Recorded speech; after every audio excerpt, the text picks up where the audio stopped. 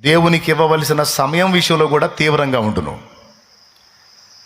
రెండవది ఏం చెప్తున్నాను? దేవునికి ఇవ్వవలసిన సమయం. 6 రోజులు కష్టపడి పని చేసుకోవడానికి నీకు పర్మిషన్ ఇచ్చాడు. ఆదివారం నువ్వు దేవునితో గడపవలసిన సమయం. ఒక వారానికి ప్రారంభపు రోజు ఏ రోజు? మంగళవారం. ఆది అంటే ప్రారంభం, ఆదివారం అంటే ప్రారంభపు రోజు.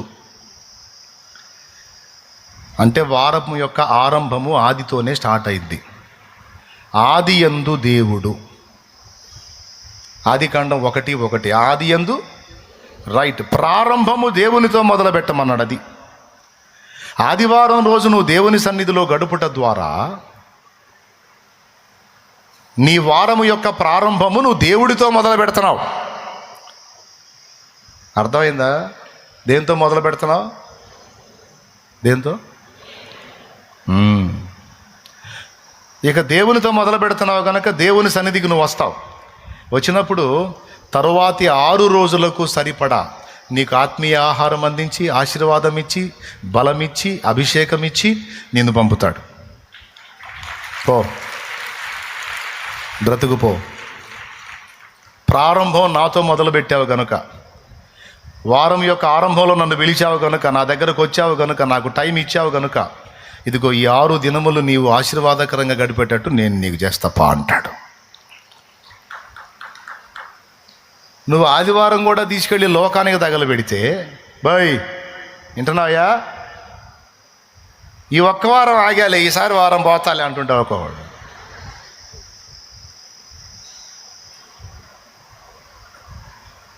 ఇక 6 రోజులు నీకు దరిద్రమే, మిగిలిన 6 రోజులు దరిద్రమే. ఏది కాదు, ఆదివారం దేవునికి ఇచ్చి చూడు.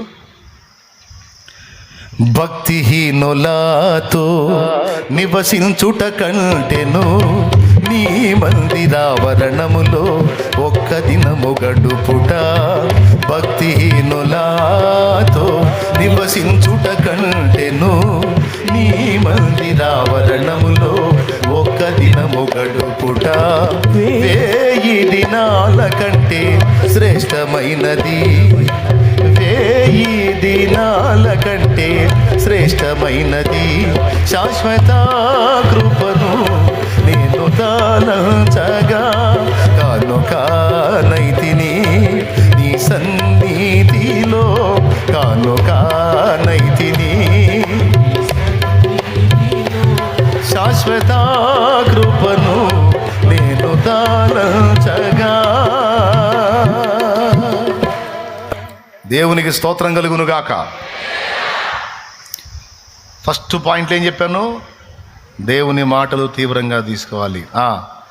ఎక్కడి నుంచి మొదలుపెట్టి, మొదటిది దేవుని కొరకు ఇచ్చుట విషయములో, రెండవది దేవుని సన్నిధిని గడుపు విషయములో కూడా తీవ్రంగానే ఉండాలి. ఆదివారం రోజు ఫలానా అబ్బాయి ఆడుంటాడు, ఏమన్నా కాస్త పనికి వస్తాడా? కోటిచ్చినా రాడు, కోటిచ్చినా రాడు. నువ్వు 1000కి 2,000 ఇస్తానన్నా కాదు, కోటిచ్చినా రాడు. ఏది నేను రమ్మన్నా రాడా? నువ్వు పెద్ద మొనగాడవైనా లెక్క చేయడు. నేనన్నా కూడా నువ్వన్నా లేదు, మీ తాత అన్నా లేదు.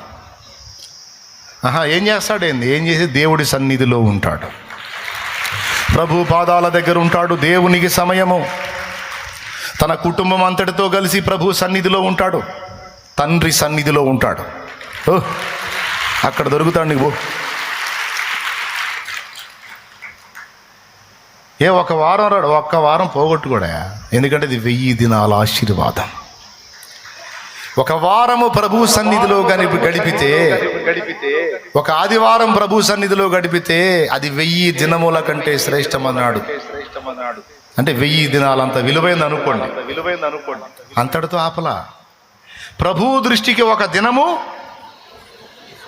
1000 దినాల, 1000 సంవత్సరములు అన్నాడు.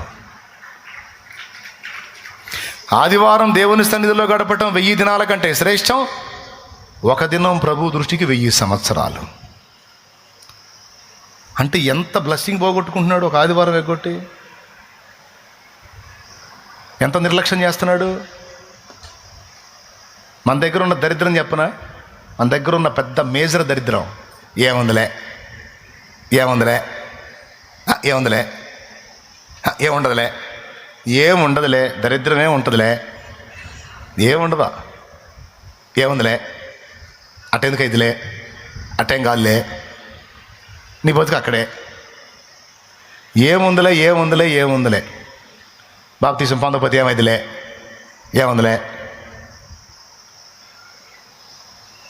అరే మనిషి మాటలైతే ఏముందిలే అనుకోయా బాబు, మనిషి మాటలైతే ఏముందిలే అనుకోమ్మా తల్లి. అవి మనిషి మాటలు కాదమ్మా, దేవుని మాటలు. దేవుని మాట ఏముందిలే అనుకోకూడదు, పళ్ళు రాలుతాయి, జాగ్రత్త పడాలి.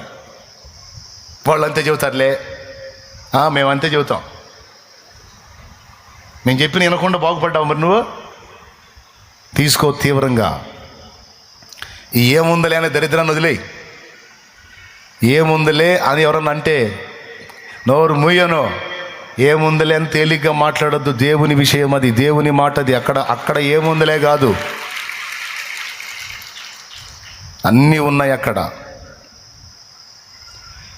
1000 దినాల కంటే శ్రేష్టమైనది, 1000 దినాల కంటే శ్రేష్టమైనది. చక్కగా ఆదివారం వచ్చిందంటే చక్కగా తలంటూ స్నానం చేయాలా, తెల్లటి బట్టలు కట్టుకోవాలా ఉంటే, లేకపోతే ఒకటి ఉంటే చక్కగా పరిశుద్ధ వస్త్రధారణ కట్టుకోవాలా, కుటుంబం రెడీ అయిపోవాలా, పరిశుద్ధ గ్రంథం చేతబట్టాలా, ఇక పరిగెత్తాలా. గూవవలే నేనెగిరి నిన్ను చేరనా, నీ కౌగిట నేను దిగి హర్షించనా. గూవవలే నేనెగిరి నిన్ను చేరనా, నీ కౌగిట నేను దిగి హర్షించనా. ఈ కోరిక నాలో తీరునా, రాకడలోనే తీరును.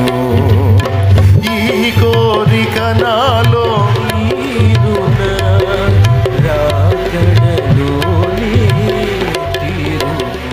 యేసయ్యా నీ కృపా అమరత్వా.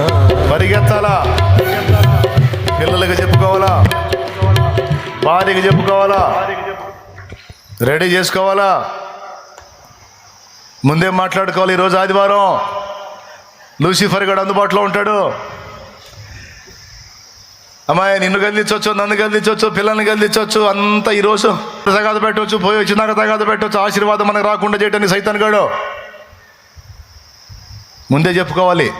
కావాలంటే చూడండి, ఆదివారం రోజే వస్తుంటాయి తగాదులో. కూటానికి పోయేటప్పుడన్నా ముందన్నా వస్తుంది, పోయి వచ్చి ఇంటికి పోయిన తర్వాత అన్నా వస్తుంది. ఎందుకంటే ఆ సన్నిధి ఆశీర్వాదాలు మనకు దక్కకుండా చేయటానికి ముందే గదిలిస్తాడు. రెడీ అయ్యేకాడే గొడవ అయింది. చేసిందే చేసి ఆడేమో టైం అయిపోతుంది, ఆయన ఒకడు ఏమేమో ఒక జగదు నా కర్మ అంటాడు. ఆమెకు మండిద్ది. కర్మ అనుకుంటా కూర్చోపోతే ఆ పని నువ్వు చేస్తే గొడవ అయిపోతుంది, ఈ పని నువ్వు చేస్తే అయిపోతుంది. బట్టలు ఉతకాలా, నేను అంట్లు కూడా తావాలా, ఇంక చెప్పి ఏం చేయమంటావు? మరి అన్నీ చేసుకొని వగదేయించుకొని రావాలి కదా అని ఆవిరేగిద్ది. అబ్బా అట్లా అరుసుకోవాకండి మమ్మీ అంటారు పిల్లలు. ఆయనకి చెప్పండి అని రేగిద్ది. నాకు సౌండ్ ఎక్కువ, నాకు సౌండ్ పొల్యూషన్ ఉంది. నువ్వు హై స్వరంతో మాట్లాడితే మాత్రం నాకు అర్థం చేసుకో. నువ్వు ఏం చేస్తావా, చేతి కొడతావు అంతేగా, చంపుతావా, చంపు, దరిద్రం వదిలిపోయిద్ది, పీడ వదిలిపోయిద్ది. ఈ మందంతటికి చేసి చావన్న రావట్లే నాకు. ఏందో ఎక్కువ మాట్లాడుతున్నారు, పెద్ద బీదిపోయింది బాత్. ఇకంతే అక్కడ ప్లేట్లు ఆడ బగలు కొట్టి ఆమె పోయి గదిలో పండుకుంటుంది. ఇక రా ప్రార్థనకు పోదామంటే నీ మొహం చెల్లదు. రమ్మన్నాడు అనుకో, పో పరిశుద్ధుడా, తన్నావుగా పో, దిక్కుమాలోడా, సిగులేనోడా, ఇక తిట్లన్నీ. ఇక వీనికి మొహం చెల్లదు, అపరాధ భావం స్టార్ట్ అయింది. ఏమి స్టార్ట్ అయింది? అపరాధ భావం స్టార్ట్ అయ్యి పక్కింటోళ్ళు కూటానికి పోతా ఉంటే, ఏం ప్రకాష్ రా పోదాం, మీరు బాగుండి వస్తా, ఏ మొహం పెట్టుకుని వచ్చేది, ఆ పనికి మాలిందేమో నన్ను గల్దిచ్చిద్ది, నేనేమో తన్నాను, ఇప్పుడు పోతేనేమో ఆయనేమో నన్నే టార్గెట్ చేస్తాడు. ఎవరు? నేను కాదు, పరిశుద్ధాత్మ. ఒక్కొక్కడు ఇంటికాడ తన్ను వస్తాడు అని ఇక్కడ వాక్యంలో వచ్చింది. వచ్చినప్పుడు గుడ్డేసుకుంటాడు, నన్నే టార్గెట్ చేశాడని. దేవునికి స్తోత్రం కలుగునుగా, హల్లెలూయా. ఒక్కొక్కడు ఇంటికాడ నానా రభసా చేసి ఎవరినట్టు వచ్చి కూర్చుంటాడని ఇక్కడ నుంచి వాక్యం వచ్చింది. ఇంకేం పోదాంలే అని ఇక ఆ రోజు స్టార్ట్ అయిన యుద్ధం వారమంతా నడుస్తూనే ఉంటుంది. ఇట్లాంటి కుట్రలు చేస్తాడు సైతానుగాడు. అందుకని భార్యాభర్త ముందే చెప్పుకోవాలా, ఈరోజు ఏం వారం, ఎవరి రోజు? దేవుని రోజు. అంతేకాదు మనల్ని సైతానుగాడు టార్గెట్ చేసే రోజు. కాబట్టి నన్ను రెచ్చగొట్టద్దు ముందే చెబుతున్నా, నువ్వు కూడా నన్ను గల్దించొద్దు ముందే చెబుతున్నా అని అనుకుంటేనే మళ్ళీ అనుకునేరు. ముందు చెప్పుకొని నువ్వు జాగ్రత్త, నువ్వు జాగ్రత్త, నువ్వు జాగ్రత్త, నువ్వు జాగ్రత్త అని కూడా అనుకోవచ్చు.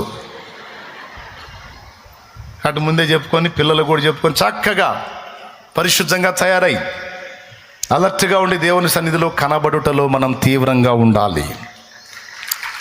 అది కూడా సగం కూటమైనా కాదు, ఫస్ట్ పాట మొదలు పెట్టక ముందే నేను కూర్చోవాలన్న తపన ఉండాలి.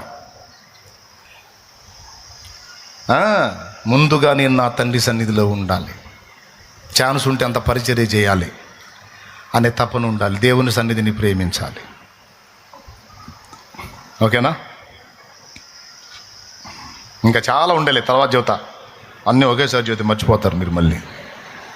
దేవునికి స్తోత్రం. అలా దేవుని కొరకు నీవు సమయం కేటాయించి చూడు.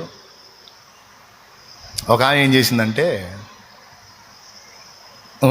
చేసిందంటే మంచి భక్తురాలే, కానీ ఆదివారం వాళ్ళు డబుల్ కూలిస్తాం అన్నారు.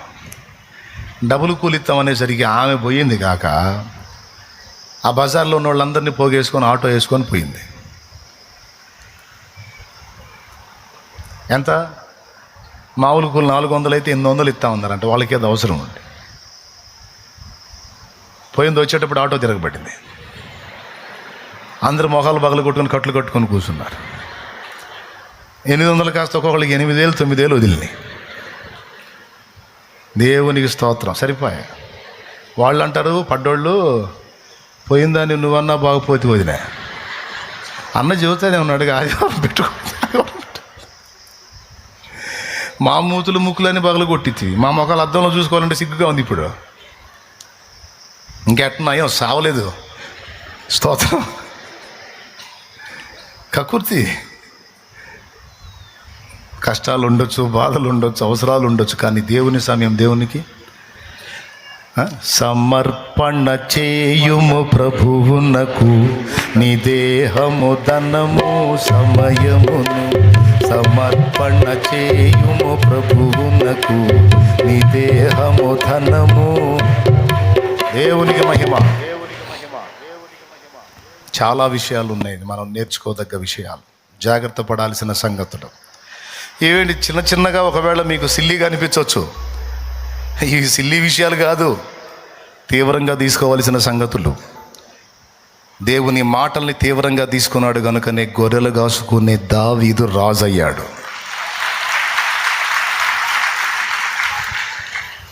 దేవుని మాటలు తీవ్రంగా తీసుకొని దేవుని కొరకు సమస్తాన్ని త్యాగం చేయడానికి ఇష్టపడినందునే భక్తులు గొప్పవాళ్ళు అయ్యారు.